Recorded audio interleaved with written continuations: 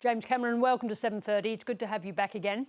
Yeah, thank you. I remember we did a sit-down interview in person, as I That, recall. that's right. This time you're re-releasing Avatar: The Way of Water in cinemas for 1 week ahead of the release of the next Avatar in December. What's the idea of a cinema release for a week? Oh, it's a shameless ploy to get more money. Now, of course not. It's look, we have fans, and Mm. we have people who may become fans that have only seen The Way of Water because it's been a 3-year interval since it was released in theaters, um, who may know the film only from streaming, let's say. And what a rare opportunity it is to get to see a film like that that's meant to be seen on the big screen and should be Mm. seen in 3D and so on, to kind of either get up to speed before they see the new one, or maybe even discover the film on the big screen for the first time. Look, I'll always take any opportunity to re-release any of my films because I try to make movies for the cinema and I believe in the cinema. Let's talk about how you make your cinema. You film with your actors in a space called a volume. They're wearing tight black suits, a head rig. It sounds like the most unnatural way to perform the craft of acting, but you say it's actually a very pure form of acting. Can you explain that? Right. Yeah, it's counterintuitive because it sounds highly technical, but I shield the actors completely from the technical aspects of it. And in fact, I would say that I'm successful in shielding them from a lot of the technical aspects of filmmaking that the average actor has to deal with. All we do is work actor to actor and director to actor, right? So it's a very pure process. It's very much like a theater rehearsal. I don't do theater. I've done it way in the past, but it's a very pure form of acting. Yes, you do have to wear a black leotard, and it's not always that flattering.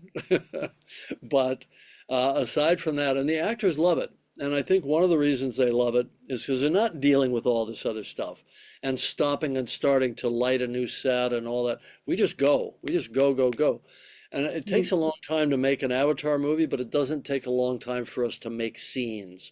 It's all the Right. downstream work, you know.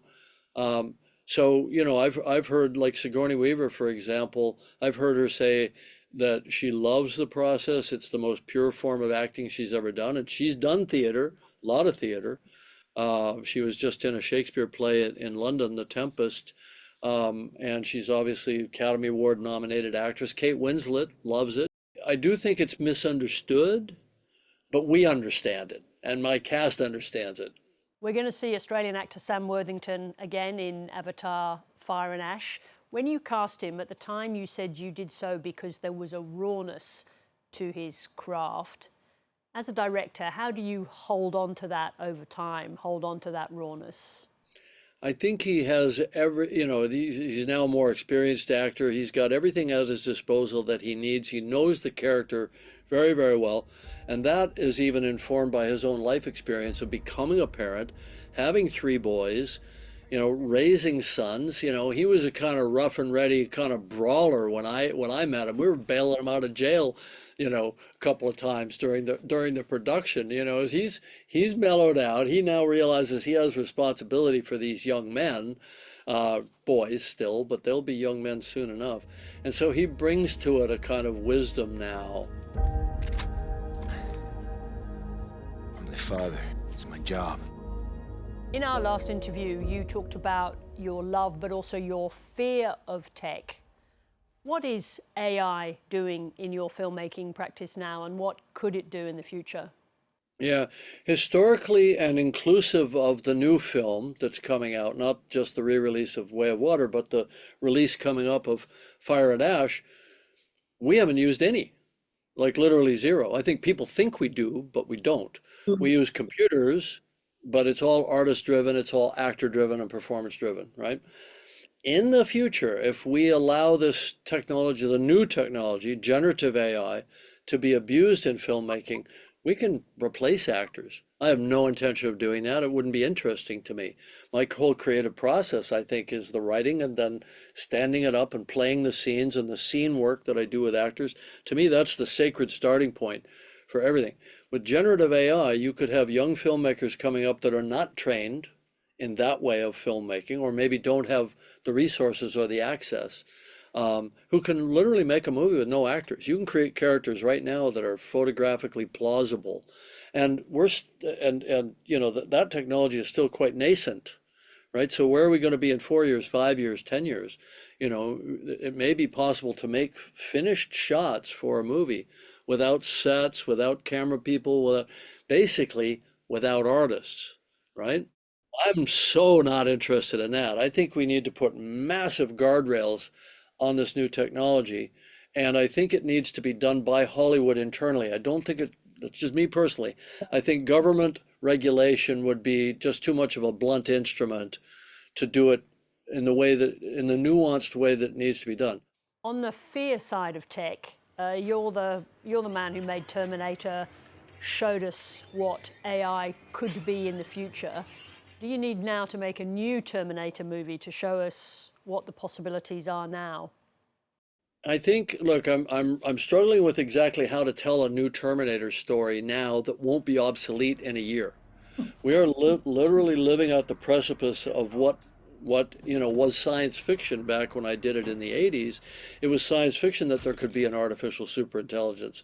It was science fiction that people would get into an arms race and connect it up to their weapons platforms and to their nuclear command and control. It's not science fiction anymore.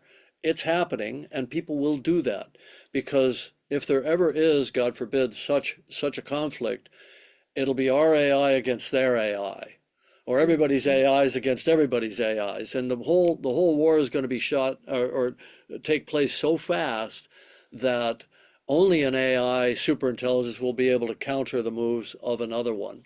And that's the kind of arms race that scares the hell out of me. That's an actual existential threat.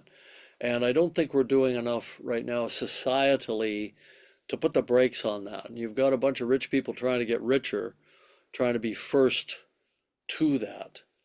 Talking about the whole journey of Avatar, I think you had the idea first in 1995 when it wasn't even possible to make it as a movie. What was that original idea?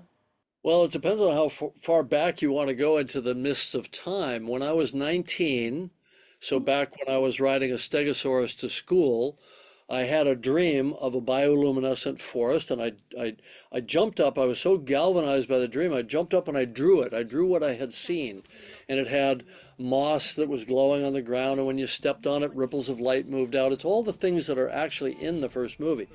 Well, I didn't do anything with that. I just stuck the drawings, in a file folder.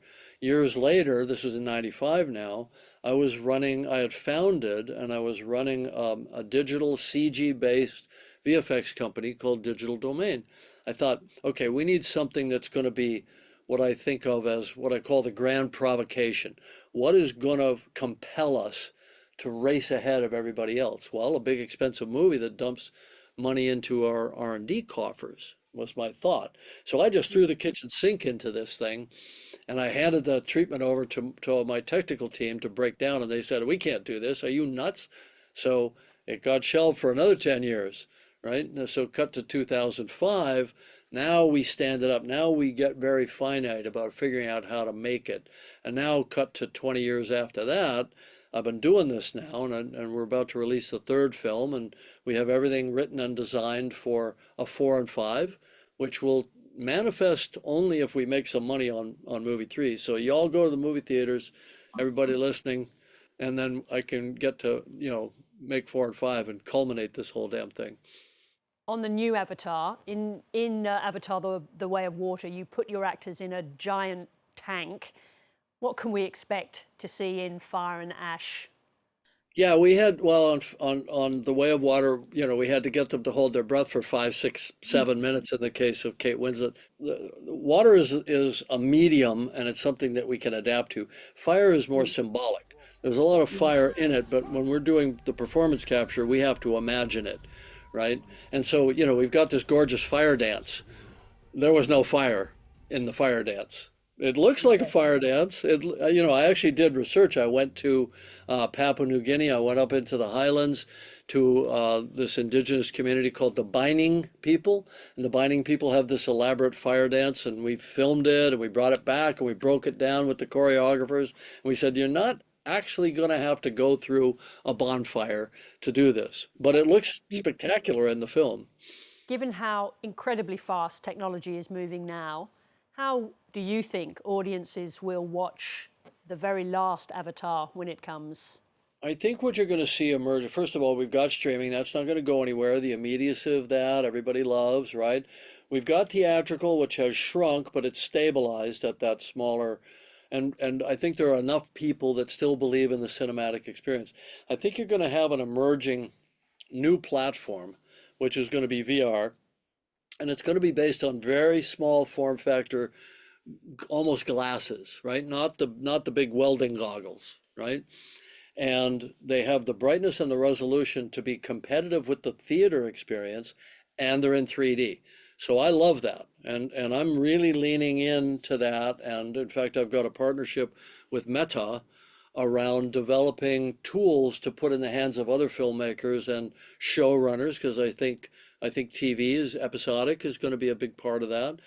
Eventually, I'd like to see what I call stereo ubiquity. Everything that you absorb as content is 3D. So your news, your social feeds, your movies, your TV, all of that stuff.